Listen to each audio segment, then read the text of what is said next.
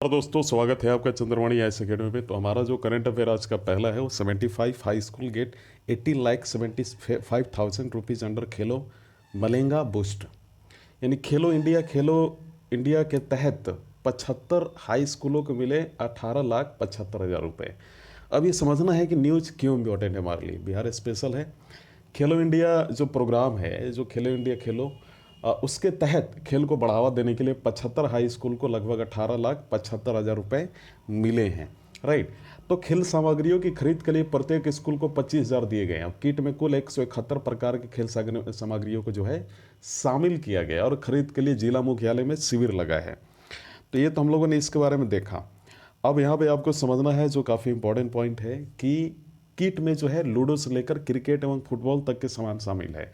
इसका उद्देश्य मात्र ये है कि स्कूली बच्चों को विभिन्न खेलों में रुझान पैदा करना है। और पहली से 5वीं कक्षा के जो बच्चे हैं, राइट, उनके लिए भी एक स्पेशल यहाँ पे दिया गया। आप यहाँ पे देख सकते हो, राइट।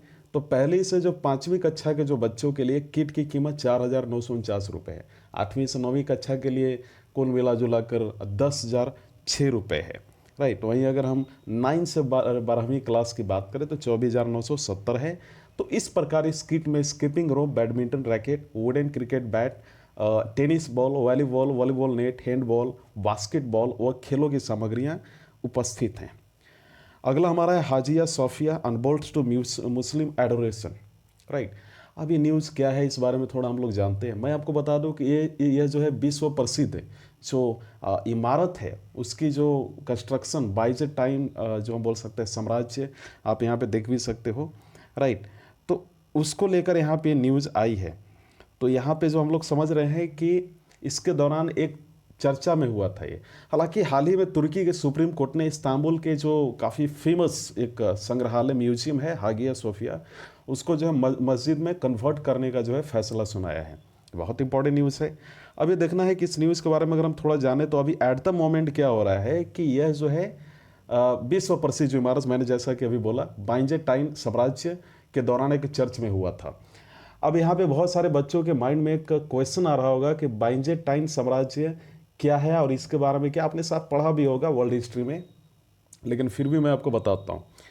जो बाइजेंटाइन साम्राज्य को लेकर जो धारणा है वो ये है कि इस साम्राज्य का मध्य युग के दौरान रोमन साम्राज्य का दिया गया नाम था। इसकी राजधानी कुस्तुनतुनिया थी जो कि वर्तमान में तुर्की में स्थित है। अब इसे इस्तांबुल के नाम से जाना जाता है। और पश्चिमी रोमन साम्राज्य के विपरीत इसके लोग यूनानी बोलते हैं, ना कि लैटिन और यूनानी संस्कृति और पहचान का प्रभुत्व था। तो ये तो हम लोगों ने देखा। और इसकी जो राजधानी मैंने बता दी, स्थापना 11 मई 330 ईस्वी में हुई थी। भंग होने की तारीख यानी कॉलेप्स होने की तारीख 1453 थी। जनसंख्या 1282 के ईयर के अनुसार उस समय 5 मिलियन के आसपास था। मुद्रा वहाँ पे सॉलिडस था, हाइपर पायरोन था, सरकार थे राजतंत्र, एक तंत्र संपूर्ण राजतंत्र हम जिसे बोल सकते हैं। तो वहीं पे हमें देखना है कि 1453 में जब इस साम्राज्य पे कब्जा हुआ था, याद रखना है, तो इस्लामी ऑटोमन साम्राज्य पर जब कब्जा हुआ तो इसको मस्जिद में तब्दील कर दिया गया। हालांकि ये तो हम लोगों ने इसके बारे में देखा, लेकिन मैं आपको बता दूं ये काफ़ी इंपॉर्टेंट चीज़ और इसमें फैक्ट कि ये इस्तांबुल में एक ऐतिहासिक पूजा स्थल है बेसिकली, ये आपको ध्यान देना है। साथ ही साथ एक और इसमें पॉइंट है कि ईसाई और मुसलमानों द्वारा समान रूप से पूजनीय है, इक्वल बेसिस पे। वहीं 1935 में एक बात आई और कि जो कि मुस्तफ़ा कमाल अतातुर्क के अधीन आधुनिक धर्मनिरपेक्ष तुर्की राज्य के आरंभिक दिनों में से एक संग्रहालय बना दिया गया था। आपको शायद याद होगा कैलिफोट मोमेंट, राइट, खिलाफत मोमेंट जो हुई थी। तो उसके पीछे जो दो हमारे यहाँ के जो मुस्लिम मोमेंट जो मोमेंटर या प्रोटेस्टर या जो भी हम बोले वो जो लड़ रहे थे, जो ब्रिटिशर्स के द्वारा जो वहाँ पे गलत या फिर हम रिप्रेशन बोल सकते हैं तुर्की के राजा के खिलाफ किया जा रहा था। तो ये लिंक आपको मालूम चल रहा होगा कि मैं कहाँ से बोलने की कोशिश कर रहा हूँ। ये यूनेस्को में एक सूचीबद्ध एक विश्व धरोहर स्थल है, वर्ल्ड हेरिटेज साइट है, याद रखना है। अगला हमारा जो न्यूज़ है on the subject of employer mapping Asim, इस बारे में थोड़ा समझते हैं। कौशल विकास और उद्यमिता मंत्रालय यानी MSDE, ministry of skill development जो हम उसकी बात कर रहे हैं, राइट, इंटरप्रेन्योर द्वारा आत्मनिर्भर कुशल कर्मचारी नियोक्ता मानचित्रण जो है आत्मनिर्भर skilled employer mapping Asim portal को आरंभ किया गया है, याद रखना है। थ्रेशोल्ड को आरंभ किया गया है। अब यहाँ पे एक चीज़ और आपको समझना है कि यह जो है एआई यानी आर्टिफिशियल इंटेलिजेंस बेस्ड प्लेटफॉर्म है, जो कि उद्योग संबंधी जितने भी कुशल कार्यबल यानी वर्कफोर्स हम बोल सकते हैं प्राप्त करने और कोविड-19 के बाद की जो सरकमस्टांसिस है उसमें उभरते जो इमर्जिंग जो जॉब्स की अपॉर्चुनिटी का पता लगाने में वर्कफोर्स की मदद करने के लिए तैयार किया गया। बहुत इंपॉर्टेंट पॉइंट है, रिमेंबर दिस पॉइंट। अगला जो हमारा, इसको आप सीआई की वेबसाइट से डाउनलोड कर सकते हैं। वहीं पे अगला जो है काफ़ी इंपॉर्टेंट है, इस बारे में थोड़ा शॉर्ट लुक लेते हैं हम लोग, राइट। चलिए इसको शुरू करते हैं। अब यहाँ पे एक चीज़ देखना है आपको कि कोविड-19 के लिए नैदानिक प्रबंधन कार्यनीति के लिए देखभाल का एक मानक तैयार किया गया है।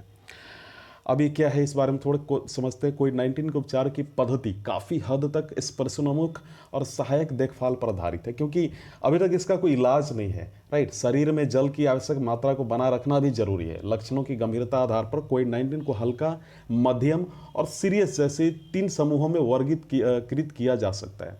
वहीं 10 जुलाई 2020 को राज्यों के साथ एक वीडियो कॉन्फ्रेंस और राज्यों, केंद्र शासित प्रदेशों को उत्कृष्टता केंद्रों द्वारा कोविड मामले का उपचार विषय पर एक वर्चुअल बैठक में ICMR and Indian council of medical research और अखिल भारतीय आयुर्वेदिक संस्थान यानी AIIMS, all India institute of management studies जो हम बात कर रहे हैं, नई दिल्ली में इस बात पर जोर दिया गया कि इलाज के अभाव में स्वास्थ्य एवं परिवार कल्याण मंत्रालय यानी MOHFW के नैदानिक प्रबंधन प्रोटोकॉल में वर्णित हल्के, मध्यम और जो हम बोल सकते हैं यहाँ पे गंभीर मामलों के लिए देखभाल उपचार का मानक सबसे प्रभावी होगा। वहीं पे सभी जांच चिकित्सा केवल उचित स्वास्थ्य देखभाल सुविधाओं से युक्त अस्पतालों में ही की जानी चाहिए, जहां रोगियों पर नज़दीकी निगरानी रखना संभव, ताकि किसी भी संभावित जटिलताओं को दूर किया जा सके।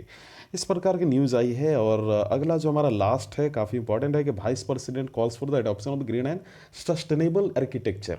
अभी क्या है, तो राष्ट्रपति ने हरित और प्राकृति संपत्ति स्थापत्य शैली विकसित करने का आग्रह किया। तो हमारे उपराष्ट्रपति कौन है, श्री एम वेंकैया नायडू, उन्होंने आज देश के आर्किटेक्ट से आग्रह किया कि वे स्थापत्य में हरित डिजाइन को अपनाएं।